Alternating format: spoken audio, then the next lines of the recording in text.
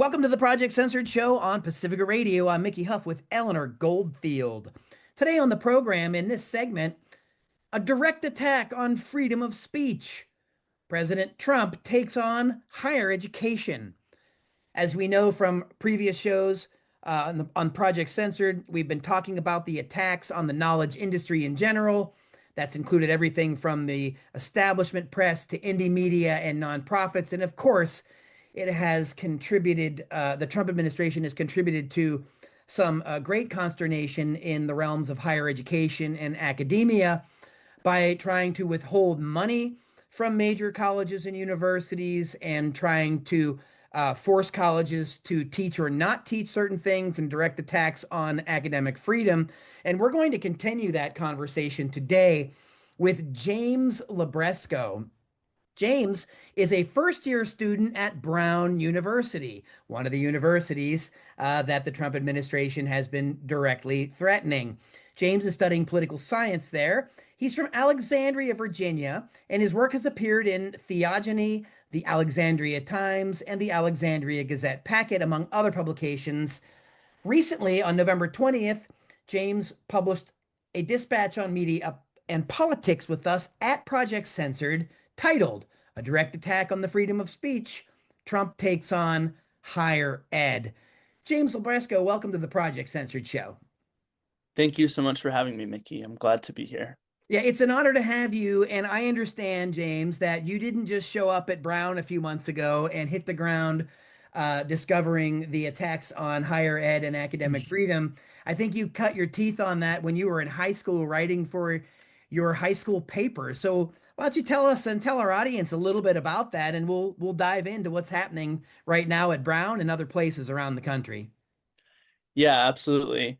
So in my senior year of high school this past spring, um, my school newspaper, after publishing a series of investigative articles, um, we we found out that our school district had brought forward a new policy to the school board on student media, and it basically said, in short, that all controversial articles would have to be edited by either the principal or any school district employee that the superintendent wanted to appoint to do that. So even potentially the school district's PR team. And it had a lot of other things in it. It tried to ban students, or it said that students could be disciplined if they worked for city newspapers without going through the school district PR team, among other a laundry list of attacks on freedom of expression. And so that really got me into the zone of looking at broader attacks on the freedom of expression in education and just in general. And yeah, so like you said, Mickey, the Trump administration has been really keying in now on higher education as a way to sort of try to control and limit speech on campuses that they consider to be in opposition to conservative values. And so in this dispatch, I explored one of the ways they were trying to do that, which was through a compact.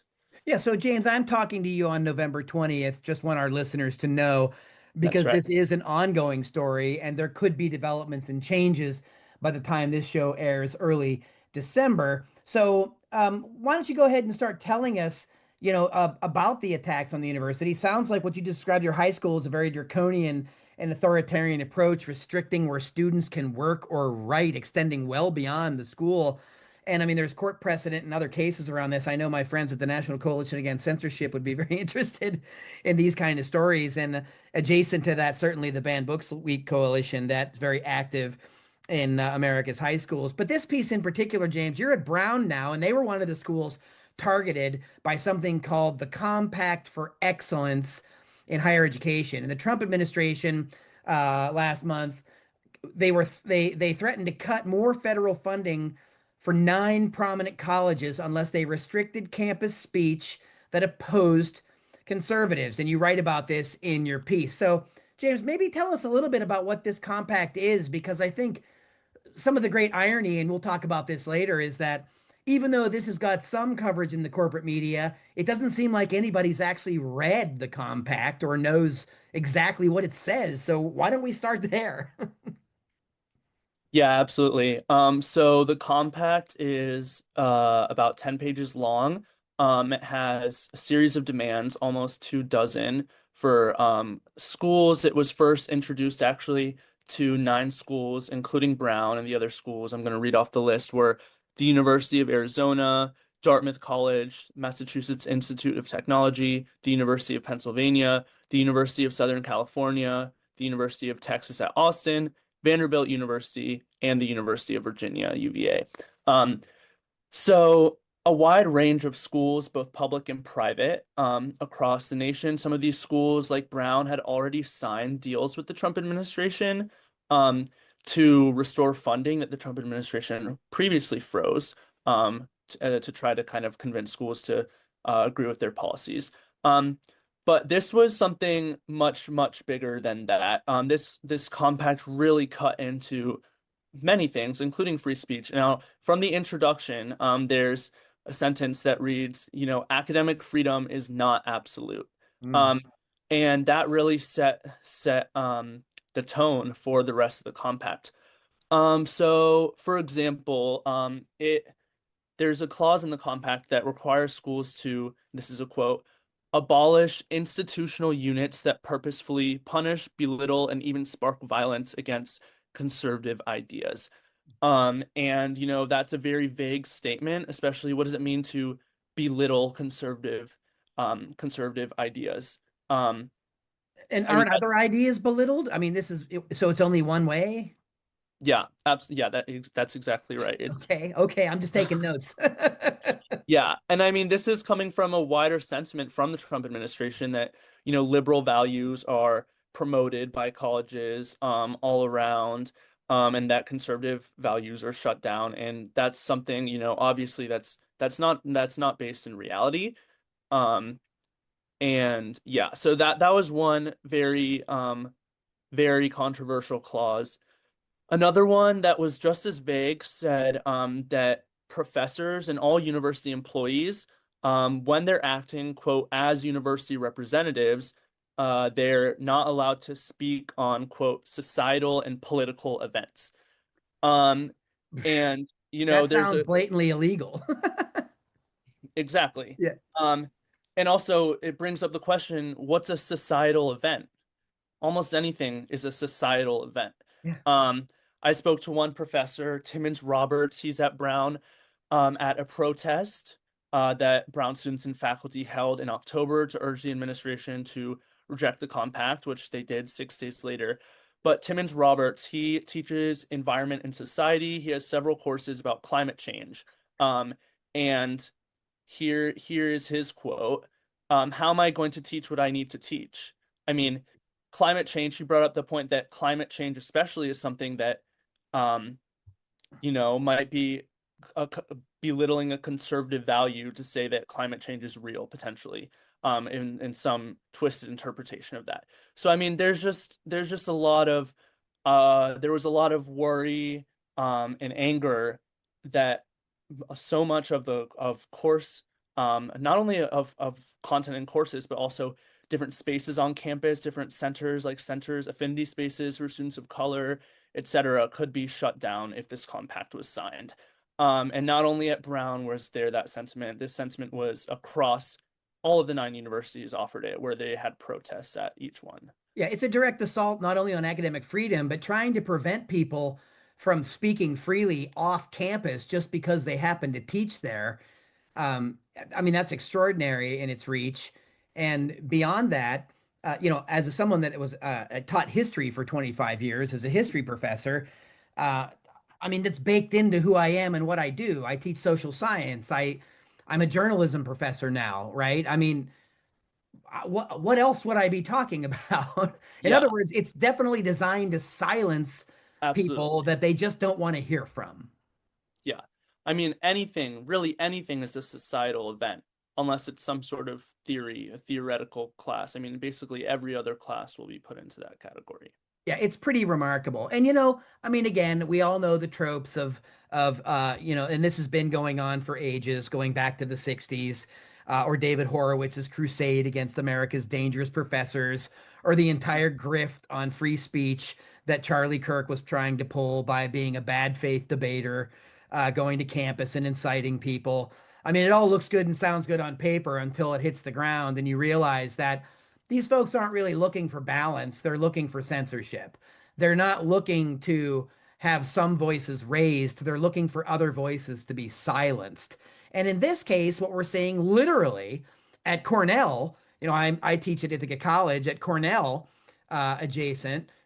They just capitulated to $60 million to Trump so they didn't lose hundreds of $1 millions in research, right?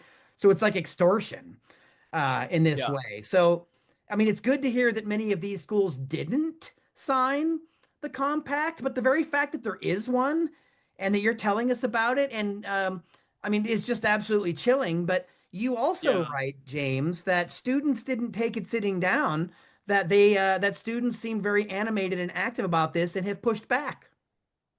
Absolutely. Like I mentioned, there were protests at all nine universities that the compact was originally um, offered. And I mean, I'll also speak about a few more clauses that students were really upset about, because I mean, there are so many demands in this letter that a lot of them do end up getting lost in the media and even among student groups. But I'll say the student groups at Brown that I saw, they really publicized almost every aspect of the compact that was, um, that was a major aspect, as well as, and I've heard at MIT and other universities as well, that was the case. But in another clause in the compact, it says that universities have to, quote, screen out international students if who, quote, demonstrate hostility to the US values, or US allies. And then they would have to share all available information with the State Department.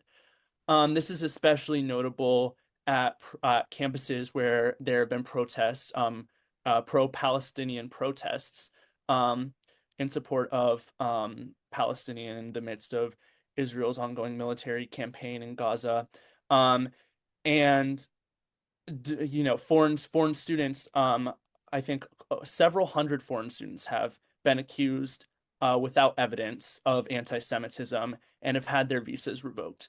And so this is kind of taking that even a step further. So any student that potentially, if in one interpretation, that protests for in favor of Palestine could be deemed as demonstrating hostility to U.S. values or allies. And then the university would be required to share that information with the State Department. And students were very, very upset about that clause. At Brown, more than 10% of students are international. It's a similar case at many of the universities that were offered the compact. So students were very mad about that. And a couple other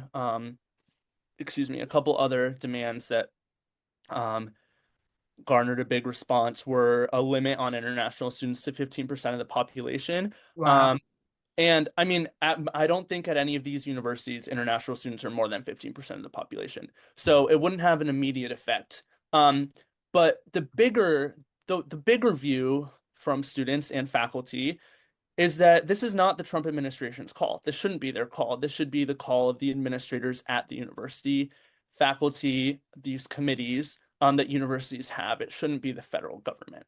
Um, And isn't it amazing that it's the party of small government and that wants the government out of our lives that's inserting itself?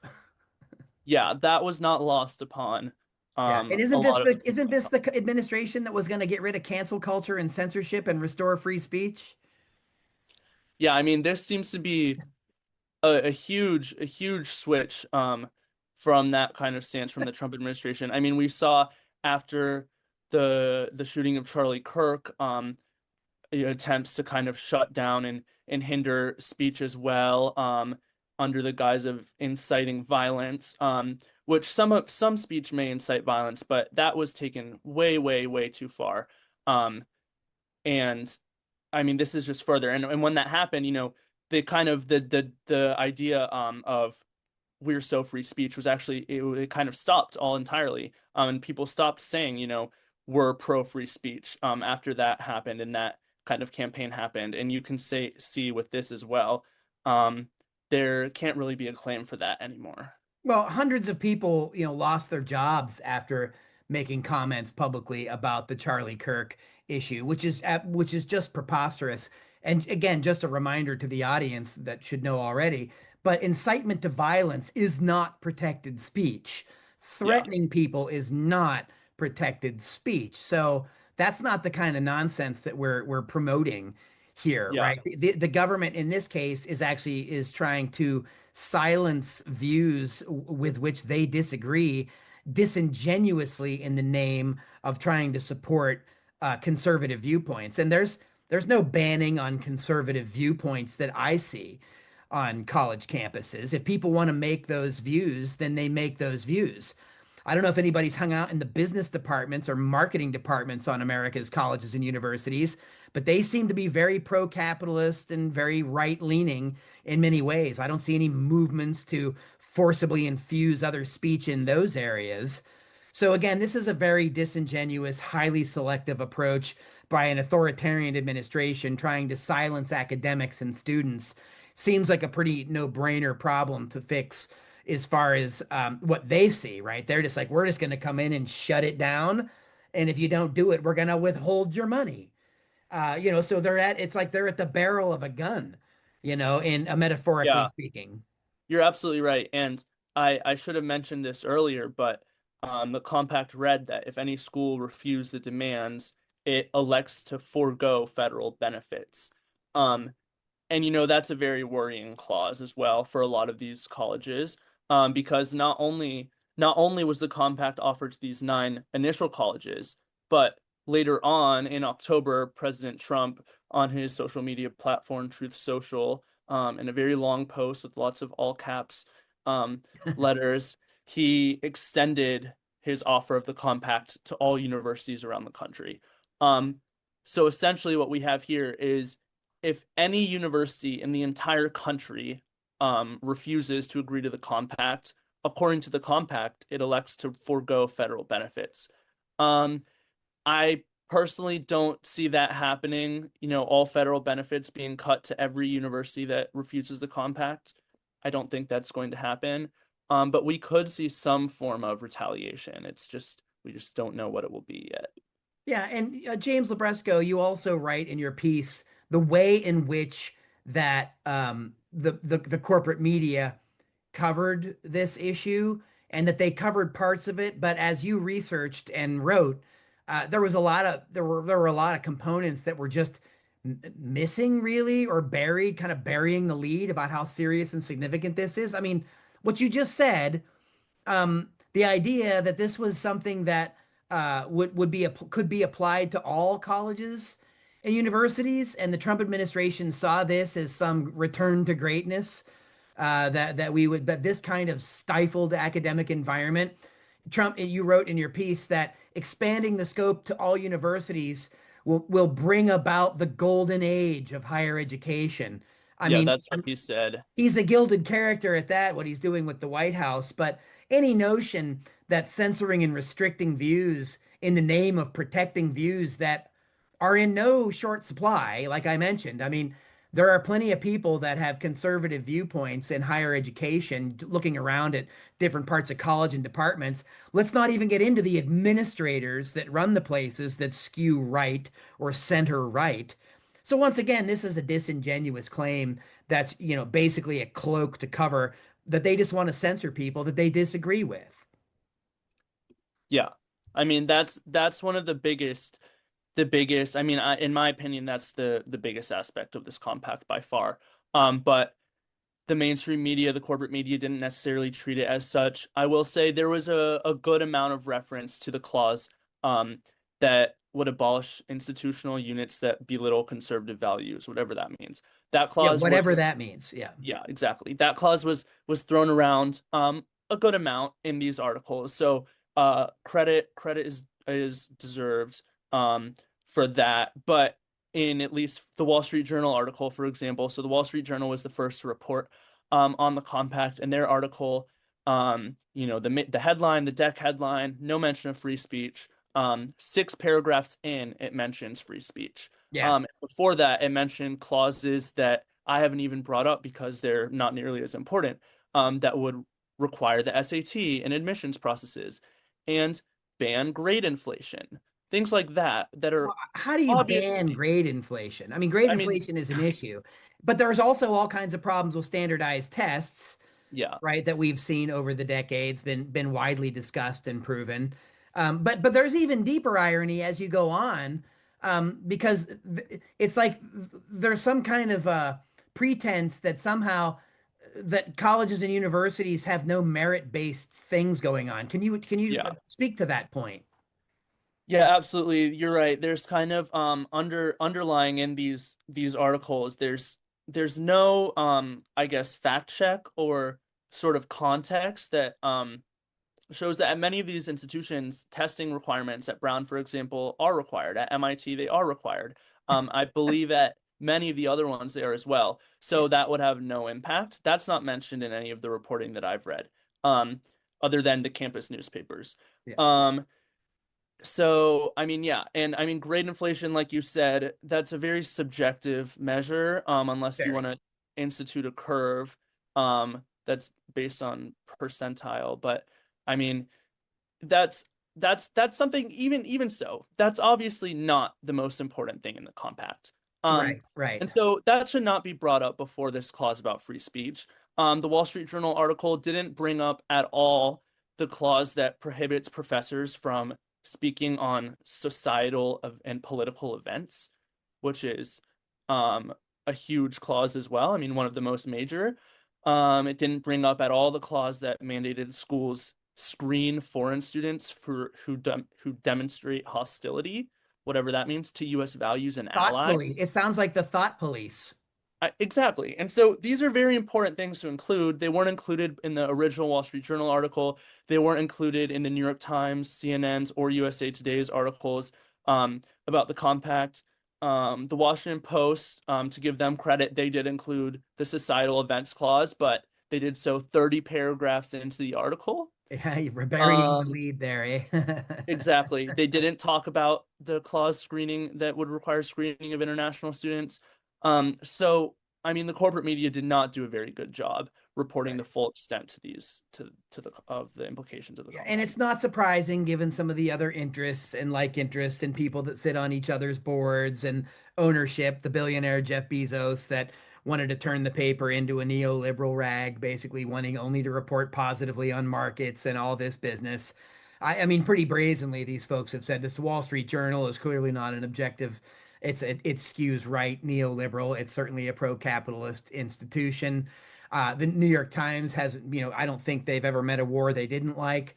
So again, these aren't. We can't say that these are the liberal media, as Trump would call them, the far left. No. I mean, again, those are rhetorical propaganda tactics that aren't rooted anywhere in reality. And I think Yeah. that, but when you're deconstructing the compact the way that you do, James Libresco, I think you're doing the hard work of these fourth estate institutions for them Yeah. because they're just not reporting on it in the same kind of way that we see in the independent press and from somebody that's on the ground at one of these institutions talking about what's actually going on. So we've got a few minutes left. We got five or so minutes here left in our segment, James. So I wanted to talk about maybe anything that you saw happening on campus or among people that you know about the pushback, any positive developments on the rhetoric or on what faculty or administrators were maybe saying at your campus. You don't need to name names or be specific if you don't want to, but what's the general atmosphere here? And I mean, are the students really still maintaining vigilance around this issue? Yeah, absolutely. Um, well, Brown, as you know, is one of the most liberal campuses in America. So I don't know, it's not going to be the same at Brown as it is at some of these other campuses. But here, right when the compact was announced, the new student group was formed called Brown Rise Up. it gained a lot of traction on campus all of a sudden, very, very quickly. Many members joined, came to protest. There were more than 100 people at a um, protest that was organized in a very short amount of time that I attended and spoke to some people. The group Brown Rise Up is still here. They actually organized earlier today as well with others for a different topic, which was ICE raids, immigration enforcement raids in the area. So, I mean, yeah, I mean, I can see how people would view that as kind of like a silver lining, a new activist group on campus that's really engaging with students and faculty as well. And I will note at the protest I attended, faculty were were a large part of that crowd. They had tape over their mouths. They were in their full I'm not sure if there's a word for it, but like their cap and Yeah, gowns, cap and gown. basically. Yeah, yeah, right. The regalia, right. Exactly. Yeah. And even at campuses like the University of Texas at Austin, UT Austin, that campus does not lean too far to the left. Um, and even there were widely attended protests. Protesters, students chanting, marching, holding big signs, marching throughout the campus. Um, excuse me. And I mean, you kind of see this unified student response against this compact, even among students who are more conservative or don't necessarily get involved with politics that often. This really Sure. brought them out. See, that's interesting. I'm glad you brought that up, James, because that was the last thing I wanted to get at was what about some of the conservative students or the middle of the road students or the students that are still at some stage of sort of like, well, politics isn't for me and I'm not as passionate about what some of these folks are talking about. But you're saying that even they, when they take a look at what's going on with this compact, even some of these more middle of the road or even modestly conservative types, they basically still see it as potentially problematic. This censorship tie, advocating for certain views tied to money. Yeah, absolutely. I would say most prominently among students who are pretty apathetic politically, um, who just don't get involved with politics. It's just not for them. Or so they say. There was a big mobilization of these students who said, enough is enough. Um, this is something they are willing to stand for. I spoke with a student at MIT, Jade Persona. She did some organizing there for one of the protests there, and she said that so many people that she knew personally that just didn't had never gotten involved before, they said it wasn't for them. They stood up in this moment because they saw how different this was from things in the Mhm. past. Um, and it was really a moment where we saw a unified response almost completely from students. James Libresco, I think it's this exact kind of resistance and student-led resistance against draconian measures is what's required when we see the billionaire class bending the knee and the major corporate media outlets capitulating to Trump's threats. Those only embolden the administration to keep continuing their path of trying to twist and to suppress, twist truth and suppress what's being taught on campuses. And again, I'm not saying we should have any all one view being taught.